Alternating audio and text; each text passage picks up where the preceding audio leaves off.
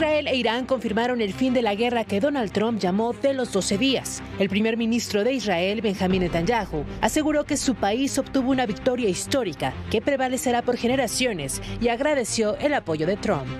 Our friend, President Trump, joined our efforts in an unprecedented manner. Under his directive, the United States military destroyed the underground enrichment site in Fordow. El presidente de Irán, Masoud Pezeshkian, destacó la heroica resistencia de su nación y acusó a Tel Aviv de lanzar ataques terroristas con excusas falsas para resolver posibles malentendidos referentes al potencial desarrollo de su programa nuclear. Agregó que Israel es un enemigo que fracasó una y otra vez en sus intentos por destruir Fordow, Isfahán y Natanz. La madrugada de este martes, el ejército israelí acusó a Irán de lanzar 2 ráfagas de misiles contra la ciudad de Haifa. Y antes de abordar su helicóptero para viajar a la cumbre de la OTAN en La Haya, Donald Trump volvió a referirse al conflicto con un tono poco habitual para un presidente estadounidense. You know what? We basically have two countries that have been fighting so long and so hard that they don't know what the fuck they're doing. Do you understand that? Para ADN 40, Fuerza Informativa Azteca. ¿Será que se acabó? Ahora sí. La guerra es la Chabot, ¿cómo estás? ¿Qué tal? Buenas noches. ¿Qué te ríes eso? No, porque ayer, ¿no? Que platicábamos en la radio. Andabas muy optimista. Pues yo te decía que sí iba a acabar y tú decías que no. Bueno, a ver, déjame presentarlos. Sí, pues tú eres el que empezó. No los vas a dejar hablar. Juan Pablo Leo. Juan Pablo, ¿cómo estás? Muy buenas noches. Lucy Bravo, Lucy, ¿cómo estás? Bien, buenas noches. A ver, ahora sí. No, expláyate al fuego, por favor. A ver, a las hostilidades, vámonos. No, ninguna hostilidad. A fumar la pipa de la paz. Cese de fuego. Estabas tú optimista, decías, esto se puede terminar en cosa de horas, y se terminó. Y se terminó. En cosa de horas. Creo que es la primera vez que latino algo en no sé cuántos años. Ya muchos años. Ya muchos. Ya tenemos aquí mucho. La verdad es que desde el momento en el que la respuesta por parte de Irán hacia los Estados Unidos fue ese intento de decirle, aquí estoy, ya lo recibí, yo soy tu enemigo, pero quedito. Ajá. Ese era obviamente el mensaje claro de un Irán que decía, hasta aquí llegamos, tenemos que contener esto porque se nos sale prácticamente de la bolsa. Esto, por supuesto, recibe el visto bueno del gobierno de Netanyahu en Israel, pero, y creo que ahí estaba el pero, es cuando tú tratas de armar un cese de fuego entre, países que no es que tienen una disputa territorial por algo, sino lo que tienen es una confrontación total en donde Irán insiste en la necesidad de que Israel desaparezca. Y cuando tú tienes eso, las palabras no valen. ¿Quién es el que tira el último cohete? Les dicen, tienen ustedes hasta las 7 de la mañana para armar, y empezaron a negociar. Y Israel empezó a atacar, Irán responde, se pasan un poquito del límite de las 7, pero digamos que hasta ahí disparan hacia la ciudad de Beersheba, tiran un edificio de 7 pisos y mueren 4 personas, etcétera, etcétera. Y de repente resulta que 3 horas después ataca Irán con un solo misil balístico. Y es ahí donde Netanyahu aprovecha para intentar dar el último golpe a lo que sería una de las partes más importantes de la estructura militar iraní. Y ahí es donde Trump enloquece y les dice... Bueno, él es el cuerdo. Fuck you a todos. O sea, prácticamente los manda al demonio, digamos, por decirlo bien. Y a partir de ahí, los aviones israelíes se tienen que regresar. Se termina este asunto. ¿Y si se termina? Y se termina, yo creo que por un periodo relativamente largo. Sí. Yo creo ¿Meses? Que sí. ¿Años? Por lo pronto sí te apostaría por meses, básicamente porque a Irán, y esta es una discusión que se está dando ahora en los Estados Unidos, rápidamente nada más. Meses. A ver, ahorita volvemos con el contexto. A ver, Lucy, ¿se termina o no se termina esta guerra? Sí, yo creo que sí existen las condiciones en estos momentos para un cese al fuego sostenible, porque es funcional en estos momentos para los actores involucrados. En materia de política interna, evidentemente, la prioridad para el régimen iraní es su supervivencia. Y esto les da precisamente el espacio, el oxígeno suficiente para poder atender esas necesidades. Y del lado israelí, exactamente lo mismo. De hecho, si tú revisas el salto cuántico que da el propio Netanyahu en las encuestas y los niveles de aprobación, bueno, 10 puntos incluso. Si hubiera elecciones el día de hoy, podría él ganar y formar gobierno. Cuando el escenario era completamente opuesto hace apenas unos meses. Entonces, sí estamos hablando de alguna manera una oportunidad para todas las partes, incluido el propio Donald Trump, que logró de alguna manera voltear la narrativa para convertir esto, que ya se había enquistado, ¿no?, de alguna manera al interior de su propio movimiento como un factor de fisuras y de profundas divisiones, ya lo volteó y lo convirtió en una victoria, y bueno, muchos ya salieron a alabarlo como pues el gran negociador y el gran estratega y demás. Bueno, él quiere el Nobel de la Paz. Por supuesto. Está haciendo mérito. Y pues no, incluso hasta ya puede dar, nombrar las guerras y cómo serán marcadas en los libros de la historia, esta guerra de los 12 días y demás. Y pues eso en cuanto a la política interna, pero evidentemente la pregunta que queda en el aire es si ¿qué tan efectivo fue el ataque como tal de Estados Unidos en cuanto al programa nuclear iraní? Porque la comunidad internacional, nadie salió a emitir condolencias por la posibilidad de que el programa nuclear iraní pudiera haberse retrasado o desaparecido. Eso te dice mucho de dónde están las prioridades. Y hay quienes afirman incluso que se retrasó en todo caso unas cuantas semanas. Sí. Eso es Ni lo que siquiera meses, mucho menos años, Juan Pablo. Sí. ¿Quién quiere hablar de eso otra vez? A ver. No, Sí, yo no. antes de- Lo estoy viendo. aprovecha. Lo estoy oyendo. nomás que dicen. Los reportes periodísticos hoy de CNN, del New York Times, a través de documentos filtrados en ese sentido, hablan de que la operación de los Estados Unidos no fue tan efectiva, que sí pudo haber sido un poco más estridente, pero el gobierno de Irán habría logrado trasladar la mayor cantidad de uranio enriquecido a otras instalaciones, entendiendo que este ataque era inminente, más allá de que Donald Trump decía 2 semanas y demás, se sabía que algo así iba a suceder. Claro. Entonces sí queda que, como dice Lucy, la duda con respecto a la efectividad en cuanto a las capacidades nucleares de Irán en ese sentido. Me regreso un poco a lo que decía Ezra y a tu pregunta, Manuel, del tema de los días o los meses o los años con respecto a esta guerra. Para Israel, esta retórica, incluso esta discusión con respecto a que si Netanyahu tiene 20 años diciendo que Irán está a punto ya de tener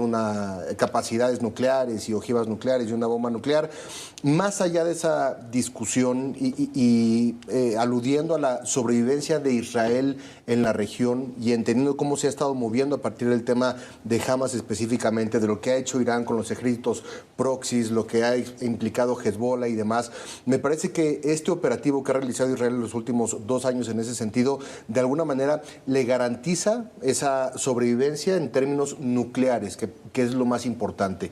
Y esta retórica con respecto a Netanyahu y el hecho de que Irán pudiera tener una bomba nuclear, lo que dice la prensa norteamericana es un tema de meses, que se pudo haber retrasado meses, no habla de días ni semanas, sino dice meses, en la medida en la que Irán pudiera llegar a recomponer estas capacidades y que el mundo y en Medio Oriente, Israel, Estados Unidos pudieran evitar que recompongan estas capacidades, ese discurso por lo menos no está en la mesa en estos momentos, en el sentido de que se llegaran a atacar a ambos países. Y por último, también los ataques de Irán hacia Israel me parece que no son menores, me parece que sí las capacidades iraníes en ese sentido movieron también a el gobierno de Israel y al mismo presidente Donald Trump a que se aceleraran las negociaciones, por lo menos para el cese al fuego. O sea, no se fue limpio Israel. No se fue limpio Israel. No, y creo que eso es algo importante de decir con respecto a las capacidades militares de Irán y quizá el haber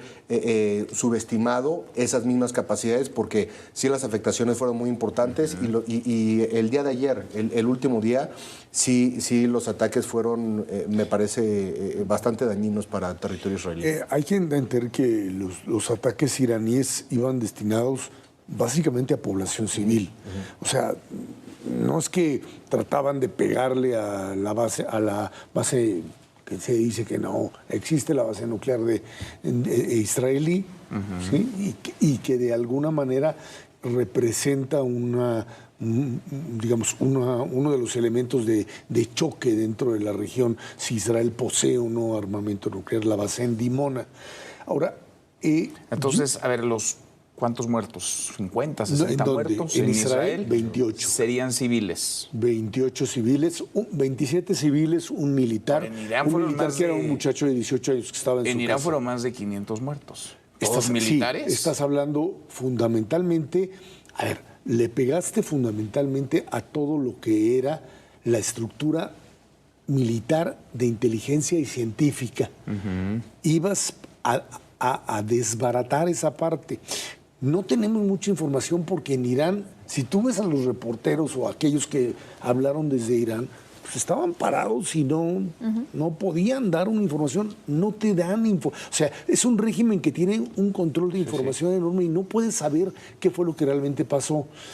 La discusión con respecto a si el bombardeo fue lo suficientemente eficiente como para acabar con la amenaza nuclear es ahora un pleito entre el CNN, el New York Times y el propio Trump, que salió hoy en la noche a decirles que eran unos medios mentirosos, vendidos, que están contra él, etcétera, Pero que sí etcétera. vienen documentos confidenciales del Pentágono. Pero la filtración. eso es lo que dice. Sí, sí, sí. Y Trump dice que destruyeron todo. Netanyahu, por supuesto, refuerza esta idea de que se destruyó todo. Es que cada quien cuenta su verdad, cada quien cuenta su historia. Mientras no tengas un reporte de qué es lo que sucedió ahí, hasta dónde se dañaron las 3 centrales, no podemos saber cuánto puede durar. Pero lo único cierto, ese documento lo único es cierto, del Pentágono. Sí, lo único cierto, pero no es todavía, digamos, el documento final. Lo único cierto es que Irán tiene alrededor de 50 kilogramos de uranio enriquecido al 60%. Ahí lo sigue teniendo. Sí, claro, porque eso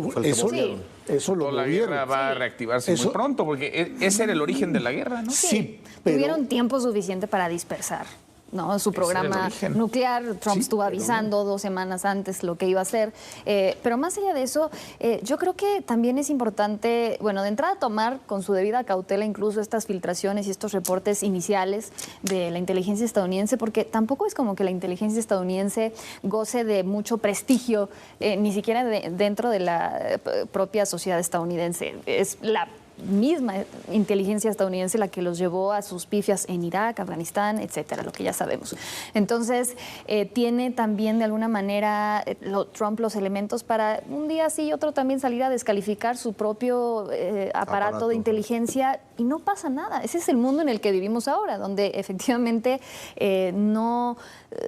no existe esa credibilidad desde ciertas fuentes, a menos de que veamos como tal una evaluación independiente de lo que ocurrió en las instalaciones iraníes de su programa nuclear, no vamos a saber. Que no lo van a permitir.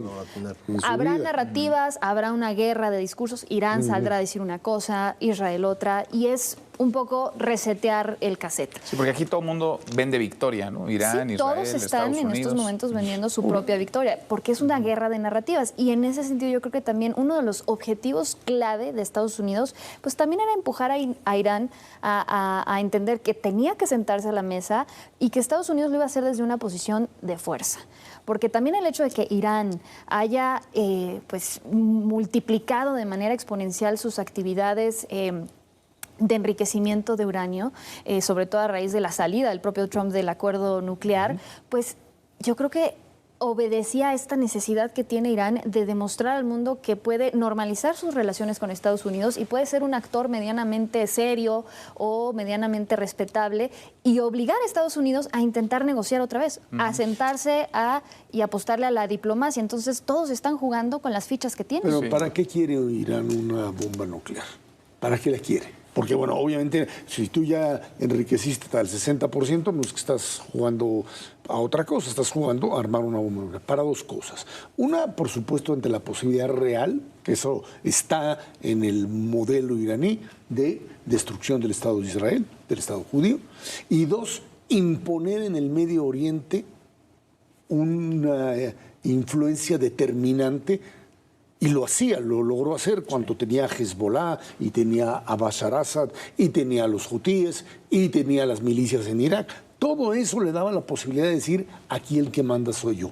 Hoy está debilitado en la cantidad de misiles que lanzó hacia Israel y que finalmente hoy pues no está en posibilidad de lanzar en el corto plazo una nueva. Ahora, el régimen ya la libró, ¿eh?